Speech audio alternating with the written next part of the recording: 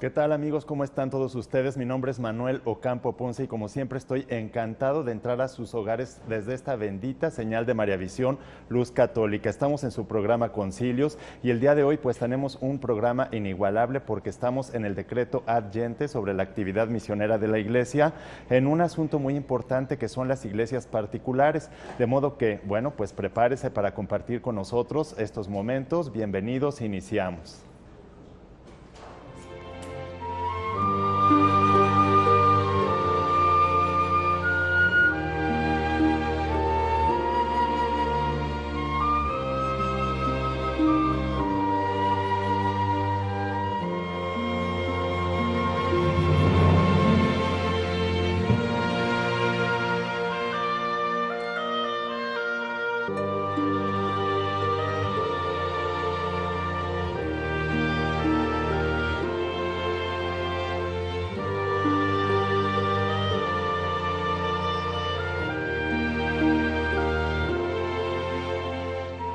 Estamos ya en su programa Concilios, muy contentos compartiendo con ustedes. Les queremos dar también nuestras vías de comunicación, como siempre. Tenemos el correo concilios@mariavision.com. Tenemos también, bueno, pues mi cuenta de Twitter, que es Manuel Ocampo Ponce, o bien puede ser @PH y latina Filos, PH y latina LOS 1403. O también me pueden encontrar con mi nombre, Manuel Ocampo Ponce, en Twitter para que nos podamos nosotros comunicar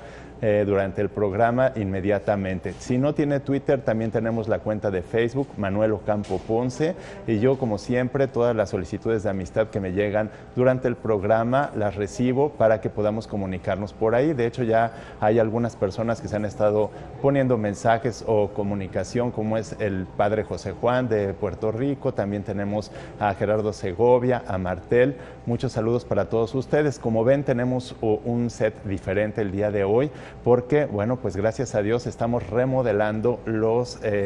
estudios de aquí de Mariavisión y por unas semanas vamos a tener este set provisional. Desde luego es un esfuerzo muy grande que está haciendo aquí Mariavisión gracias a sus donativos y a la participación de toda esta gran familia que son tanto ustedes como nosotros para que esto pueda llevarse a cabo.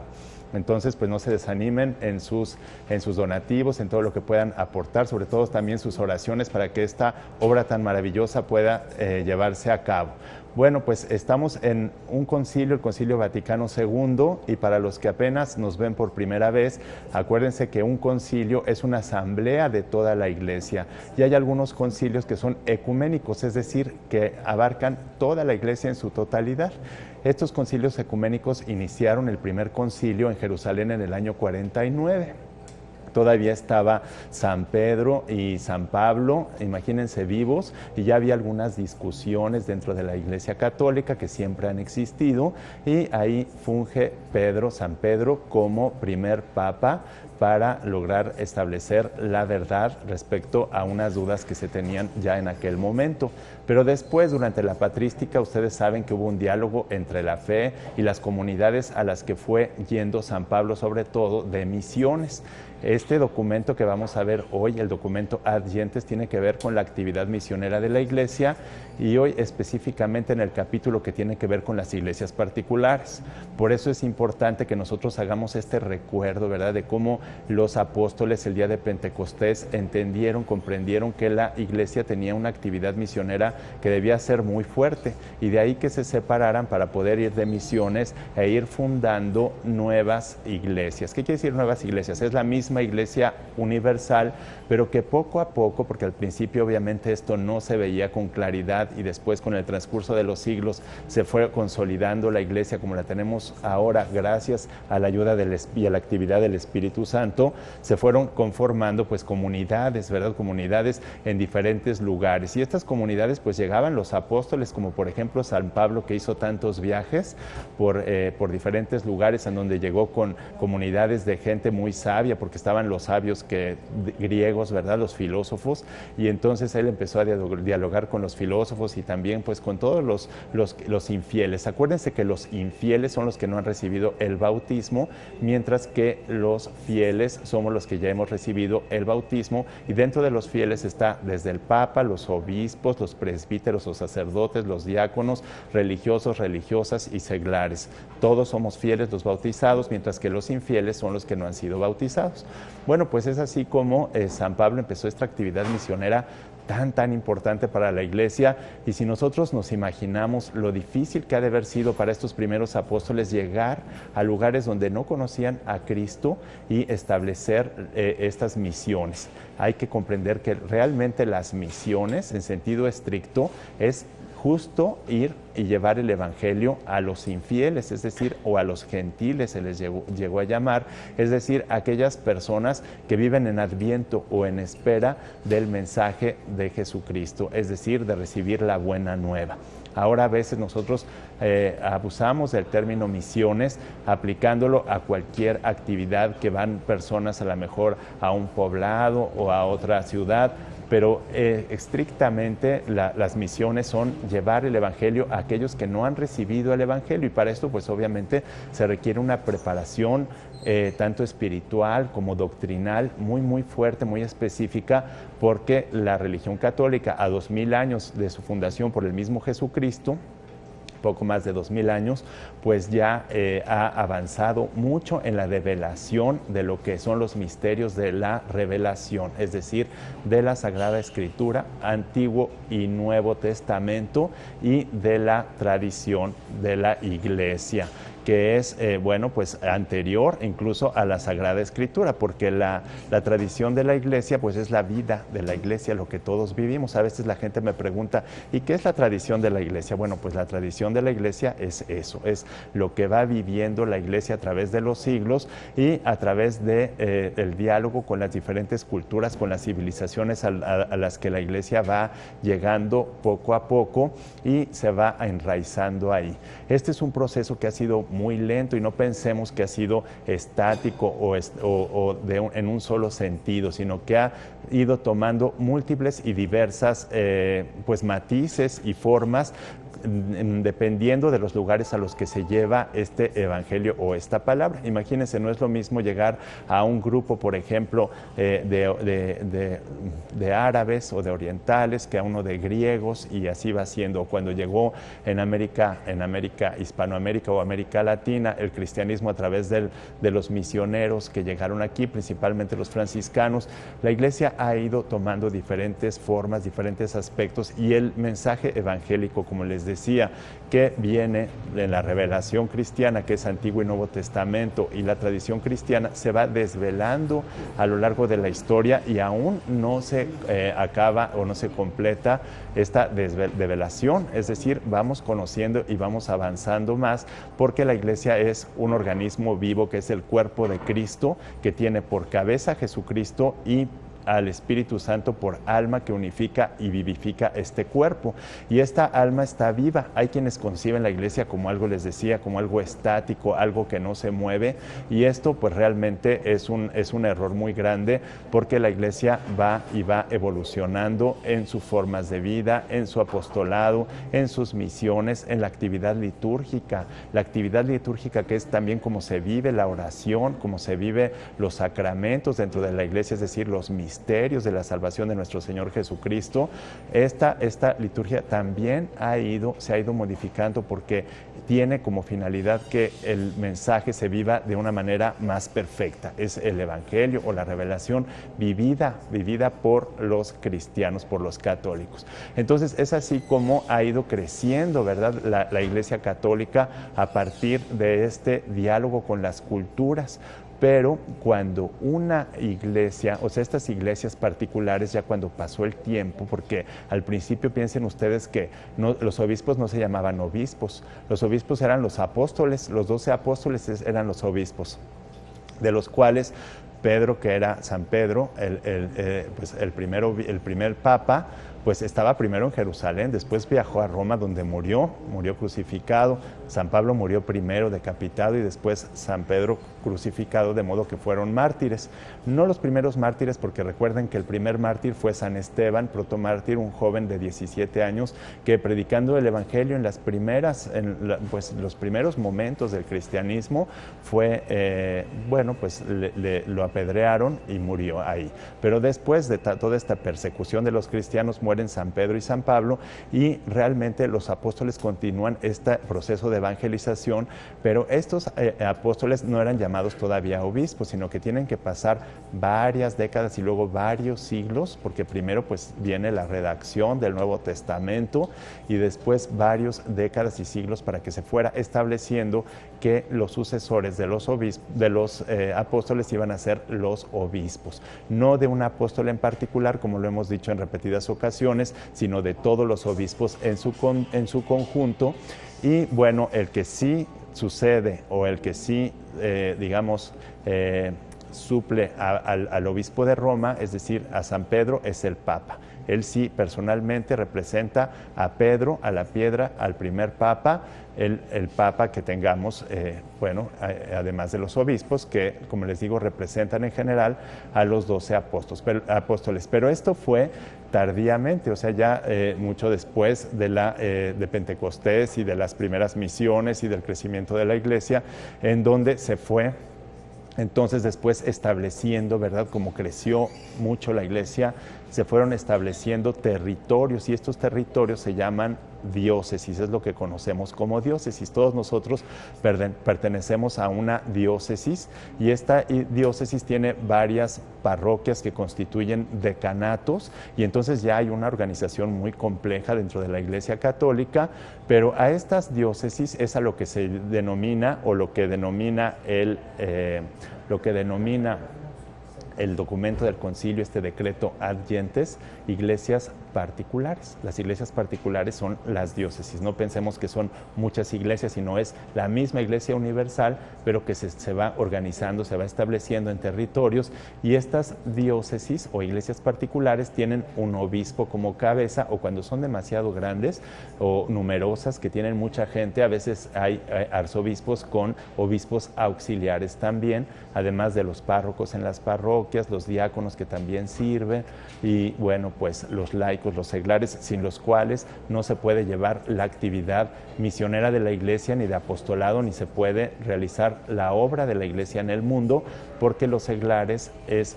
pues precisamente las personas, como lo vamos a ver en este documento, que tienen relación con su actividad, con la actividad civil, es decir, entrar a las estructuras civiles de los estados, y entonces con su actividad lograr que se instaure el orden de la caridad y de la justicia. Pero para esto, bueno, pues se necesitan seglares comprometidos. Vamos a entrar un poco en este documento con un material para que ustedes, como siempre, acuérdense que como este programa es sobre el concilio y sobre el Concilio Vaticano II en este momento específicamente, es muy importante que ustedes entren en contacto con el texto vivo, con la palabra viva del concilio, de los padres conciliares, y que está además este documento firmado por el Papa, es decir, constituye magisterio ordinario de la Iglesia, y por lo mismo hay obligación de los fieles de poner atención y de acatar y llevar a cabo todo lo que viene en este concilio. Vamos a este material que tiene las palabras textuales,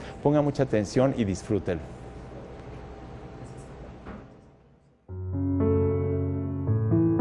El capítulo 3 del decreto ad gentes sobre la actividad misionera de la Iglesia está dedicado a las iglesias particulares, a las que se refiere con las siguientes palabras textuales. La obra de implantación de la Iglesia en un determinado grupo de hombres consigue su objetivo cuando la congregación de los fieles, arraigada ya en la vida social y conformada de alguna manera a la cultura del ambiente, disfruta de cierta estabilidad y firmeza, es decir, está provista de cierto número, aunque insuficiente, de sacerdotes nativos, de religiosos y seglares, se ve dotada de los ministerios e instituciones necesarios para vivir y dilatar la vida del pueblo de Dios bajo la guía del obispo propio. En estas iglesias jóvenes, la vida del pueblo de Dios debe ir madurando por todos los campos de la vida cristiana, renovada según las normas de este concilio. Las congregaciones de fieles, con mayor conciencia cada día, se hacen comunidades vivas de la fe, de la liturgia y de la caridad. Los seglares, con su actuación civil y apostólica, se esfuerzan en establecer en la sociedad el orden de la caridad y de la justicia. Se aplican oportuna y prudentemente los medios de comunicación social. Las familias, por su vida verdaderamente cristiana, se convierten en semilleros de apostolado seglar y de vocaciones sacerdotales y religiosas. Finalmente, la fe se enseña mediante una catequesis apropiada, se manifiesta en la liturgia desarrollada conforme al carácter del pueblo y por una legislación canónica oportuna, se introduce en las buenas instituciones y costumbres locales. Los obispos, juntamente con su presbiterio, imbuidos más y más del sentir de Cristo en la Iglesia, procuren sentir y vivir con toda la Iglesia.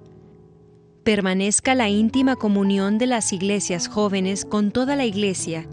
cuyos elementos tradicionales deben asociar a la propia cultura para aumentar con un cierto efluvio mutuo de fuerzas la vida del cuerpo místico. Por ello, cultívense los elementos teológicos, psicológicos y humanos que puedan conducir al fomento de este sentido de comunión con la Iglesia universal. Pero estas iglesias, situadas con frecuencia en las regiones más pobres del orbe, se ven todavía muchas veces en gravísima penuria de sacerdotes y en la escasez de recursos materiales.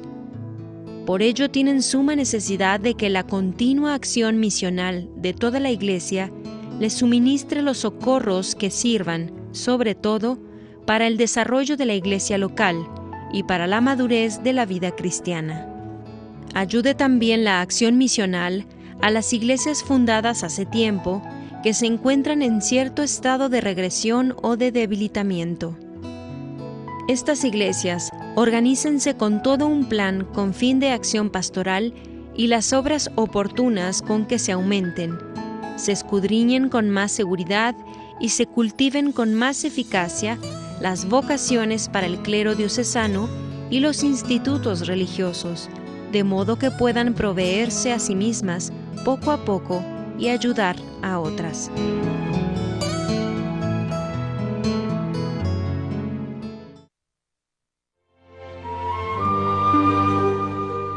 Aquí estamos ya. Les mando un saludo a Fernando Tor, a Lupita Carey, también a Martín Estania, a Fernando Cuervo, a Patricia Ávila, a Isabel Álvarez, al Ponte las Pilas, que también nos están viendo, Elizabeth de Jesús, Gerardo Daniel Martínez, María del Carmen Aro Ibarra, a Yuli Salazar Cárdenas, a Sandy Liz, a Yesenia Méndez Nicanor, a Carmen Gaitán Ávila. Un saludo muy afectuoso para todos ustedes que nos están viendo. Pues ya vieron aquí cuántos elementos importantes hay para que en un grupo de hombres, es decir, en un grupo de personas que se encuentran en alguna región, se puede decir que se ha establecido una iglesia particular, es decir, que la iglesia ha cumplido con su actividad misionera. Y aquí dentro de los elementos importantes, no sé si ustedes se dieron cuenta, que debe haber ya un número de sacerdotes nativos, es decir, que hayan nacido ahí, de seglares, es decir, de laicos, de religiosos y de religiosas también. Estos grupos, aunque los sacerdotes sean escasos, porque siempre son escasos, pero si son sacerdotes nativos, bueno, pues ya es un elemento importante para la consolidación y la estabilidad de este grupo, de esta iglesia particular. Bueno, por eso es importante que siempre haya vocaciones a la vida sacerdotal, a la vida religiosa y vocaciones también a la vida seglar dedicada exclusivamente al apostolado, porque hay seglares que dedican su apostolado en sus actividades profesionales, por ejemplo, en la política, en la ciencia, en la medicina, en la técnica, en la ingeniería, en la tecnología, en el arte también, en la cultura en general, pero hay otros seglares que están dedicados exclusivamente al apostolado dentro de la Iglesia o en las comunidades de la Iglesia Católica, y también estos seglares tienen que tener ciertas características muy especiales de formación y de características personales y psicológicas también para poder lograr y desempeñar esta misión. Entonces, uno de los elementos importantes es que haya el número de sacerdotes nativos, de seglares, es decir, bautizados, de religiosos y de religiosas. Otro elemento es que haya ministerios bien organizados y bajo la tutoría de un obispo. Es decir, ya tiene que haber un obispo para que sea una iglesia particular, y tiene que haber ministerios bien establecidos. Los ministerios pues son la forma también como se organiza la iglesia para desempeñar su actividad apostólica y misionera. Pero además de esto de los ministerios, es importante también que las familias cristianas o católicas, bueno, conformen una comunidad, que haya una comunidad o comunidades, que haya comunidades dentro de la misma diócesis. Y bueno, pues entonces las comunidades conformen o hagan su actividad misionera y apostólica dentro de esta diócesis o dentro de esta iglesia particular. Pero además, estas familias deben fomentar las vocaciones también de sacerdotes, de religiosas y de seglares comprometidos, y para que se pueda también consolidar y que haya estabilidad en estas diócesis o iglesias particulares. Fíjense cuántos elementos vamos teniendo para que podamos decir que ha cumplido la iglesia o que se ha cumplido la misión de la iglesia en un grupo de personas. O sea, son muchos los elementos. Otro elemento importante es que haya una liturgia, que la liturgia de la Iglesia Católica sea conforme a los pueblos a donde va, ¿sí? Porque la liturgia es algo vivo también, y ya vemos en otros documentos de la Iglesia Católica que no es algo completamente estático, tiene elementos que son comunes y universales que hay que cuidar y que vienen en los rituales, en los ritos, en los 22 ritos de la Iglesia Católica, porque recuerden que la Iglesia Católica no es solo el rito romano, sino también hay ritos orientales y otros ritos. Entonces, en esa riqueza de todos esos ritos hay ciertos elementos comunes a toda la Iglesia universal y ciertos elementos que se van adaptando o que se van, más bien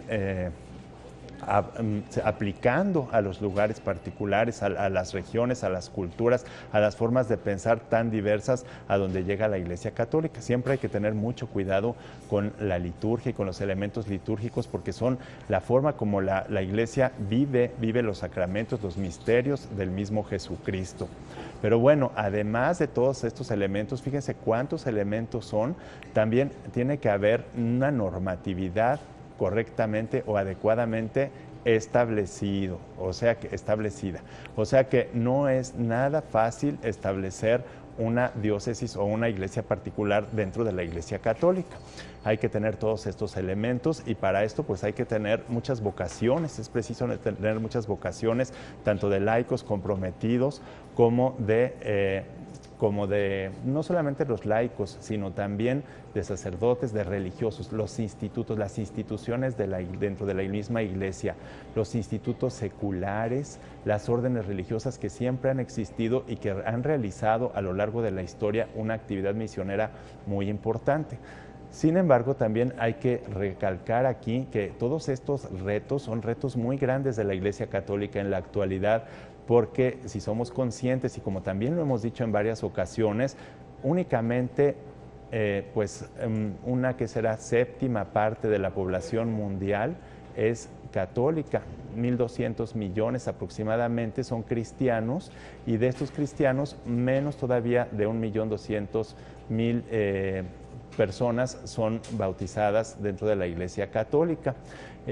La población mundial pues es de 7.000 millones aproximadamente, por lo que realmente, aunque pensemos, ¿verdad?, porque vivimos nosotros aquí en Occidente, que la iglesia es mayoritaria en todo el mundo, pues en realidad no es así, y lo cual nos lleva a la reflexión de la necesidad de la iglesia, y que el Papa ha estado insistiendo, y incluso ya ha hecho algunos viajes a lugares muy lejanos, como por ejemplo Corea o como por ejemplo Sri Lanka, en Asia, allí cerca de la India, en donde pues realmente los católicos son una minoría muy pequeña. Para nosotros es muy fácil, aquí pues la mayoría somos católicos, aunque realmente hay que cuestionarnos porque se vive un ateísmo práctico, y realmente en la sociedad actual, con el mundo tecnificado, con la ciencia y con sobre todo esta forma de organización capitalista tan destructiva, tan devastadora, no nada más del hombre, sino también de la ecología, y a través de la ecología del hombre, pues nos hemos alejado de lo que es realmente ser unos católicos comprometidos, que podamos fermentar la masa, y no solo en nuestras comunidades, en nuestros lugares de trabajo, en donde cada vez se ve que va ganando más terreno el secularismo, el laicismo, es decir, el paganismo. Regresamos a un neopaganismo o a una apostasía, es decir, incluso a personas que ya ni siquiera conocen su fe, o buscan otros elementos como espiritismo y otras cosas que no tienen nada que ver con la fe, y que incluso van en contra de nuestra fe. Por eso es que todo esto nos cuestiona, y este documento importante del Concilio Vaticano II, pues es tan oportuno, aunque es de hace 50 años que se firmó este documento, es tan oportuno porque nos debe hacer reflexionar de la necesidad que hay, del compromiso de nosotros, de la formación para poder llevar estas misiones o este evangelio a otras regiones lejanas. Pero bueno, vamos a un corte y regresamos, no se vaya.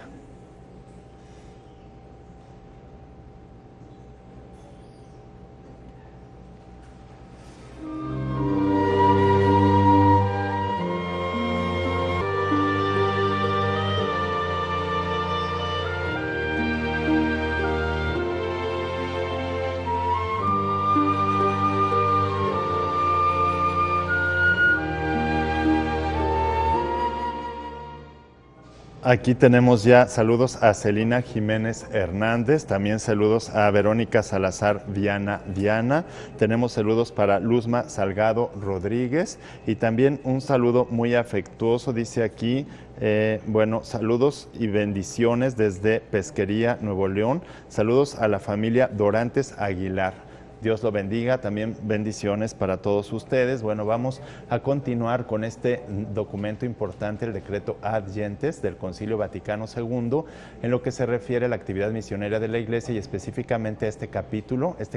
que va dedicado a las iglesias particulares. Fíjense que dentro de las iglesias particulares, bueno, hay que también resaltar que algunas están muy pobres y tienen carencia, no nada más carencias materiales, sino carencias de sacerdotes, de religiosos, de religiosas y de laicos. Y para esto la Iglesia Universal, es decir, o las otras diócesis, tienen que apoyar. Es importante que se destinen recursos humanos y materiales para que se puedan consolidar bien estas iglesias, que son muy pobres en algunas ocasiones, porque la iglesia debe llegar a todos, a todo tipo de pobreza. Recordemos que la pobreza no se limita nada más a la pobreza económica, que es a la que se refiere ahorita este documento, la pobreza económica, que por lo general a veces va de la mano con la pobreza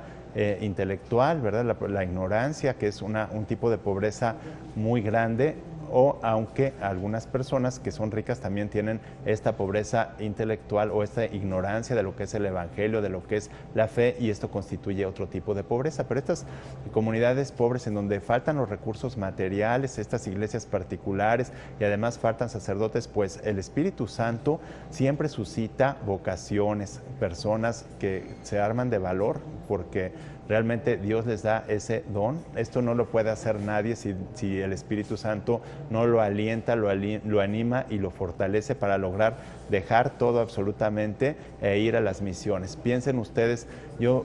pienso, ¿verdad?, en aquellos misioneros franciscanos que llegaron a América, cuando el descubrimiento de América y después empezó la evangelización en América. ¿Se imaginan lo que era viajar atravesar todo el océano Atlántico en una carabela o en un barco, que son muy pequeños esos barcos. Imagínense cuánta gente no habrá muerto en los huracanes, cuando les tocaban las épocas de huracanes y no tenían pues realmente forma, ¿verdad? Porque no había satélites ni había la tecnología para poder saber si venían estos fenómenos, ¿verdad? De la naturaleza, y sin embargo se aventuraron franciscanos y después otros grupos religiosos para venir, los jesuitas y otros más, para venir a evangelizar. Era prácticamente venir a dejar completamente su tierra,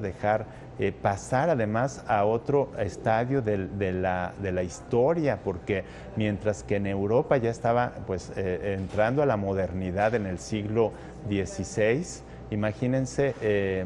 aquí en América, pues que estábamos en el Neolítico, en la Edad de Piedra, con las pirámides. Entonces, lo duro que era y lo arriesgado que era para nosotros, bueno, para los católicos de esa época más bien, llegar a los frailes franciscanos a evangelizar estas tierras. Y luego, pues, la pobreza en la que pues, se podían encontrar o que se siguen encontrando, y por eso dice este documento muy claro que las iglesias, las demás iglesias y la Iglesia Universal deben apoyar tanto con recursos económicos como con seglares, religiosos y sacerdotes. Pero bueno, aparte, ¿verdad?, de todo esto, es importante resaltar que en las iglesias particulares se requiere también que los obispos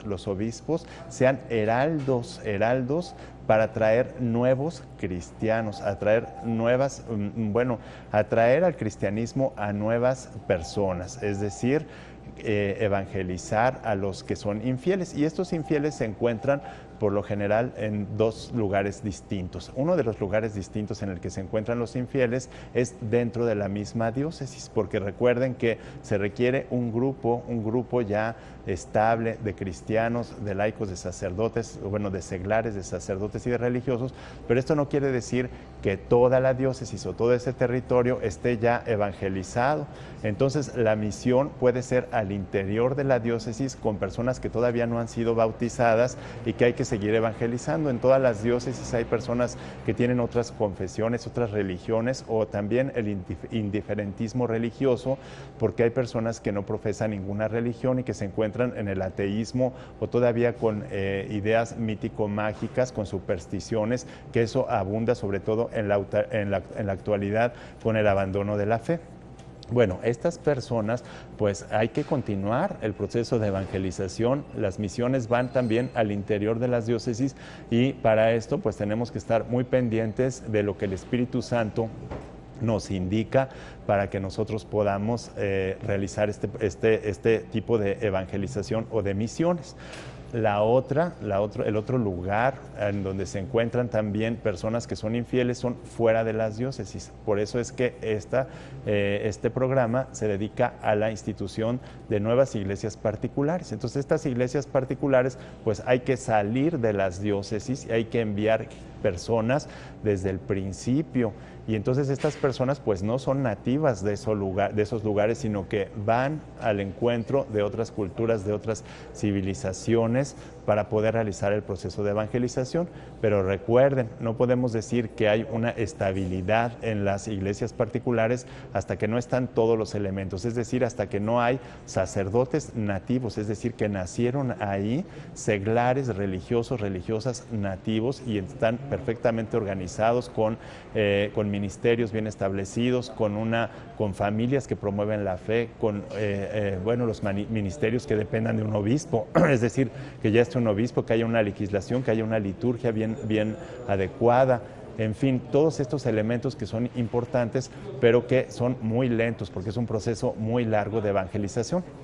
Fíjense cuántas cosas nos dice este documento y cuántas cosas que a lo mejor usted en su casa está pensando, bueno, ¿yo qué tengo que ver con esto? Pues todo, absolutamente todo, porque este mensaje va dirigido a todos nosotros y es algo que nosotros tenemos que asumir como católicos en donde estemos, como amas de casa, como los que se encuentran trabajando a lo mejor en algún laboratorio, los que se encuentran trabajando en restaurantes, en fin, tantas profesiones y tantos lugares donde hay, o en su parroquia, o los que son obispos que también nos están viendo a través de esta señal de María Visión, bueno, pues cada uno debe reflexionar y pensar cómo puede llegar, cómo puede ser un misionero, y también ponerse en oración para que Dios le dé la fuerza y también le marque el camino, nos marque el camino para poder ser auténticos misioneros, porque realmente es cuestionante, cuestiona mucho que no haya sido evangelizada a 2000 años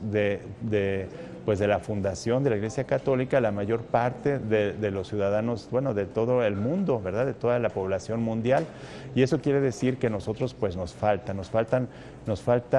vigor, nos falta vivir nuestra fe de una manera más perfecta y tener también una oración y una vida espiritual que nos lleve a que nos conduzca a la evangelización, es decir, a tener una visión más perfecta de lo que es la evangelización y de lo que es la actividad misionera de la Iglesia. Bueno, pero aparte no sé, bueno, hay que tomar en cuenta otros elementos que son importantes dentro de este proceso de evangelización, que son los obispos, las conferencias episcopales, las conferencias de obispos, que deben lograr y promover para esto una actividad de formación continua a través de diferentes instituciones para formarse en lo pastoral, para formarse en lo espiritual, en la Sagrada Escritura, en lo bíblico, en la Biblia, y también en la teología, o sea, son importantes. Recordemos que la teología es revelación más filosofía. Si no tenemos una buena filosofía, menos vamos a tener una teología, y por eso hay que realizar, las conferencias episcopales tienen que realizar esta actividad y también tienen que hacer legislaciones, es decir, establecer leyes y normatividades para poder llegar a aquellos pueblos en donde no es fácil llegar, o donde, fíjense que a veces sucede otro fenómeno que aquí nos señala el documento, y que este fenómeno consiste en que ya se consolida la comunidad cristiana en esa región, pero resulta de que ya no llega el mensaje y ya no se convierten las personas, no se convierten a la fe católica. Y entonces, ¿qué sucede? Que se empieza a estudiar por qué no hay más conversiones, por qué no hay más bautismos de otras personas, y a veces es por las características que tiene ya el grupo de cristianos que están ahí y las características que tienen los infieles, es decir, los que no han sido bautizados, que a veces tienen culturas, a veces se encuentra el cristianismo en lugares que, aunque ya haya una diócesis, a lo mejor una diócesis pequeña, pero hay una pluralidad muy grande de religiones y de credos, de confesiones. Y entonces, por lo mismo, se dificulta que estas confesiones, que tienen formas de pensar, incluso lenguas o grupos étnicos muy diferentes, que se incorporen a la Iglesia Católica. Entonces, aquí el documento dice muy claro que hay que investigar y que hay que estudiar muy bien esa situación para que poco a poco se vaya integrando, ¿verdad?, a la Iglesia Universal las personas que vienen de otras religiones, de otras culturas, de otras civilizaciones, de otras formas de pensar, de vivir, o de grupos étnicos muy distintos. Hay que recordar que el documento también establece, como lo ha establecido siempre la Iglesia, dos vías muy importantes para lograr este proceso de evangelización, y la primera y la más importante de toda, que supone desde luego una formación muy específica que debemos tener los cristianos, y que no se limita, como lo hemos creído algunas veces, o como la mayoría de la gente pues se ve, ¿verdad?, que se limita nada más a un catecismo elemental para la primera comunión. La mayoría de las personas acude a unos cursos durante un tiempo para la primera comunión, realiza su primera comunión y piensa que ya con eso es toda la fe católica y todo se lo dejamos al Espíritu Santo. Y eso no es así, sino que la formación católica debe continuar toda la vida para que, consolidándose la formación católica, podamos nosotros vivir el Evangelio. Es decir, no es nada más una formación intelectual en conocer los misterios de la fe, sino que hay que vivir los misterios de la fe. Esto es algo que nos ha estado fallando a los cristianos, a los católicos. Si no vivimos esa fe, no podemos evangelizar, porque imagínese usted a un musulmán, o a un ateo, o a un budista, o a un alguna persona,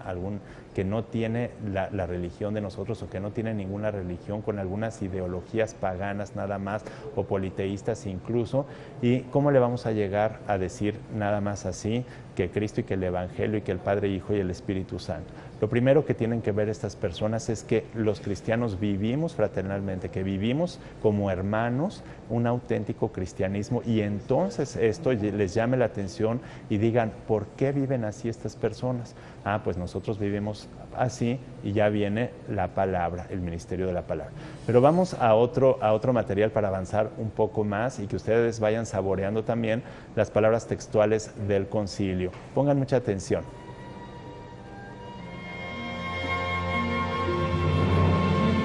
Con el análisis del capítulo 3 del decreto Ad Gentes sobre las iglesias particulares, este señala textualmente que, como la iglesia particular debe representar lo mejor que pueda a la iglesia universal, conozca muy bien que ha sido enviada también a aquellos que no creen en Cristo y que viven con ella en el mismo territorio, para servirles de orientación hacia Cristo, con el testimonio de la vida de cada uno de los fieles y de toda la comunidad. Se requiere además el ministerio de la palabra para que llegue a todos el Evangelio. El obispo, en primer lugar, debe ser el heraldo de la fe que lleve nuevos discípulos a Cristo. Para cumplir debidamente este sublime cargo, conozca íntegramente las condiciones de su grey y las íntimas opiniones de sus conciudadanos acerca de Dios, advirtiendo también cuidadosamente los cambios que han introducido las urbanizaciones, las migraciones y el indiferentismo religioso. Emprendan fervorosamente los sacerdotes nativos la obra de la evangelización en las iglesias jóvenes, trabajando a una con los misioneros extranjeros, con los que forman un presbiterio unido bajo la autoridad del obispo, no solo para apacentar a los fieles y celebrar el culto divino, sino también para predicar el Evangelio a los infieles. Estén dispuestos y cuando se presente la ocasión, ofrézcanse con valentía a su obispo para emprender la obra misionera en las regiones apartadas o abandonadas de la propia diócesis o en otras. Inflámense en el mismo celo los religiosos y religiosas, e incluso los seglares, para con sus conciudadanos, sobre todo los más pobres. Preocúpense las conferencias episcopales de que en tiempos determinados se establezcan cursos de renovación bíblica, teológica, espiritual y pastoral, para que el clero, entre las variaciones y cambios de las cosas, adquiera un conocimiento más completo de la teología y de los métodos pastorales. Por lo demás, obsérvese reverentemente todo lo que ha establecido este concilio, sobre todo en el decreto del ministerio y de la vida de los presbíteros. Para llevar a cabo esta obra de la iglesia particular, se requieren ministros idóneos que hay que preparar a su tiempo de modo conveniente a las condiciones de cada iglesia. Pero como los hombres tienden cada vez más a reunirse en grupos, es muy conveniente que las conferencias episcopales establezcan las normas comunes para entablar diálogo con estos grupos.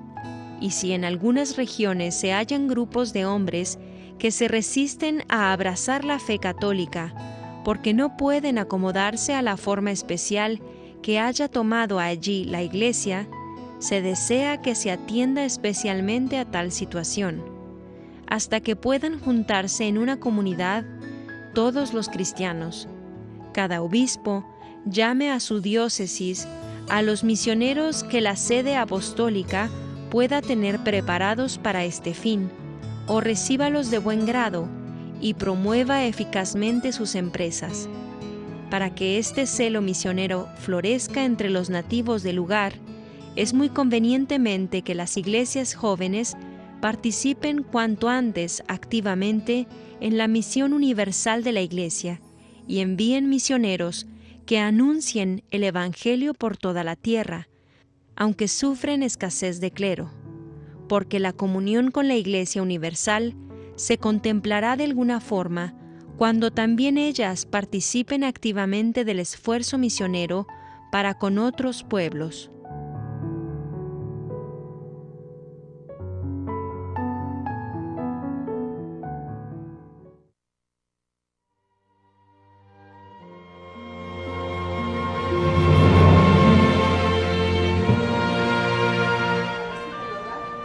Aquí tengo a Fernando Tor, que nos manda un saludo nos dice, ¿verdad?, que el laicismo conduce inmediatamente al paganismo y que la mayoría de los sistemas de gobierno del mundo son laicos, no importando, como en nuestro país, en México, en este caso, que cuando se nos impuso el sistema laicista, el sistema laico, fuéramos el 99.9% de católicos. Efectivamente, bueno, sabemos que este mundo está organizado desde el siglo XIX o quizás un poco antes,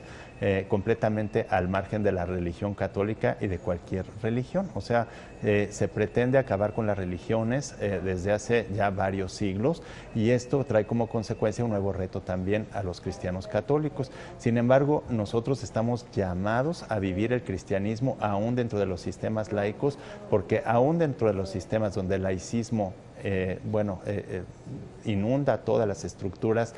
sociales, políticas, económicas, administrativas, si nosotros vivimos nuestra fe, eso puede ir fermentando, como ha sucedido ya en otros casos de la historia, en donde llegaba y se insertaba el catolicismo en el más absoluto paganismo, incluso en la más absoluta idolatría, o incluso yo diría que cuando había ya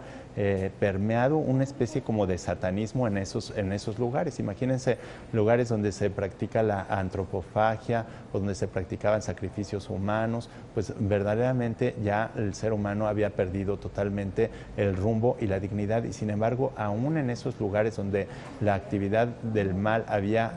prosperado tanto, se logró la evangelización. Entonces, pues es importante que no nos desanimemos nosotros y que pongamos mucha atención a estos documentos de la Iglesia Católica, que reflexionemos muy bien acerca de cuál es nuestro papel dentro de esta actividad misionera, porque de alguna manera todos somos misioneros, aunque dentro de las personas hay unos que son llamados especialmente por el Espíritu Santo y dotados de los carismas y de los dones necesarios para esa actividad muy especial y muy específica, pero en cierta manera todos los bautizados participamos y tenemos que tener ese espíritu misionero. Por eso les decía que lo importante primero es que vivamos nosotros el Evangelio en nuestra familia, en los grupos con nuestro prójimo, en nuestros grupos de trabajo. Si ahí los cristianos, conociendo nuestra fe, la vivimos, entonces después llamaremos la atención de otras personas para que se puedan incorporar a la fe católica. Bueno, como siempre, vuela el tiempo en este programa, pero más o menos ya hemos podido avanzar en este capítulo sobre las iglesias particulares. Espero que les haya gustado y bueno, les invitamos a que continúen aquí en María Visión, que siempre tiene cosas muy buenas para el espíritu, muy saludables. Y bueno, pues los esperamos para la próxima emisión de Concilios. Muchas gracias por su atención.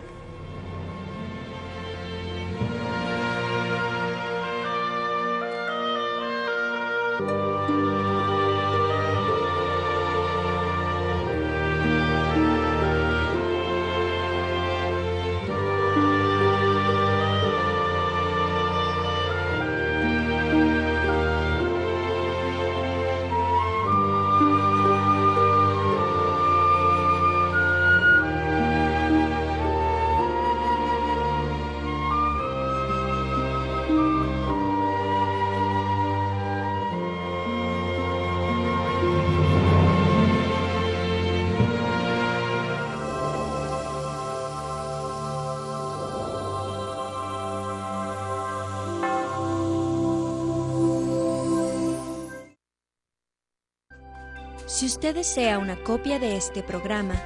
por favor contáctenos a los siguientes teléfonos. Desde el extranjero,